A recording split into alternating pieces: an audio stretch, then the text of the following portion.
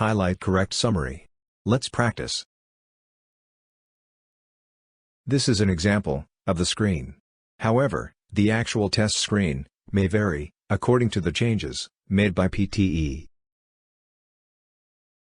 Task: after listening to a recording, select the paragraph that best summarizes the recording. Skills assessed: listening and reading. Prompt length: 30 to 90 seconds. Duration: 10 minutes to listen and answer. You will have to answer 2 to 3 questions. You can download the 10-minute timer from the course and use it to track your practice. Question 1. Polar bears are classified as marine mammals because they spend most of their lives on the sea ice of the Arctic Ocean. Considered talented swimmers, they can sustain a pace of 6 miles per hour by paddling with their front paws and holding their hind legs flat like a rudder. Polar bears spend over 50% of their time hunting for food. A polar bear might catch only 1 or 2 out of 10 seals it hunts, depending on the time of year and other variables. Scientists have divided the total polar bear population into 19 units or subpopulations.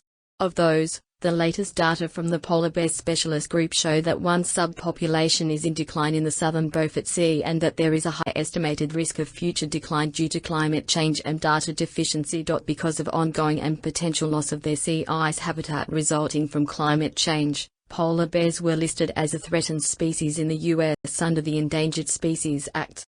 The survival and the protection of the polar bear habitat are urgent issues for Worldwide Fund. The correct answer is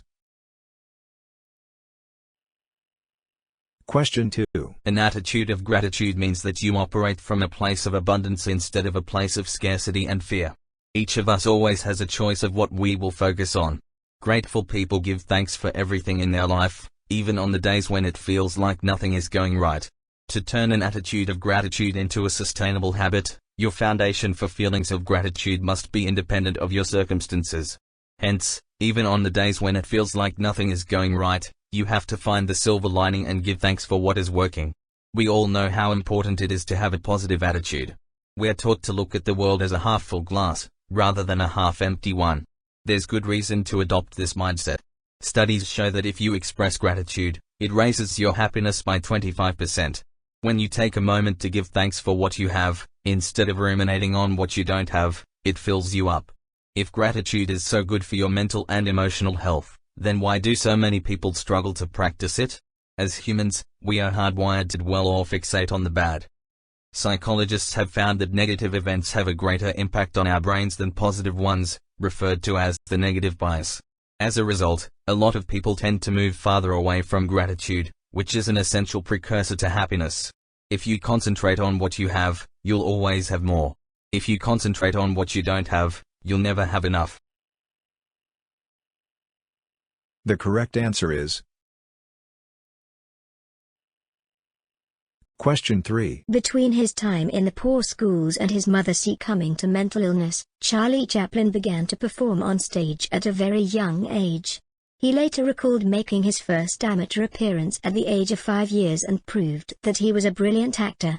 By the time he was 9, Chaplin had, with his mother's encouragement, he decided to take up acting as a full-time career.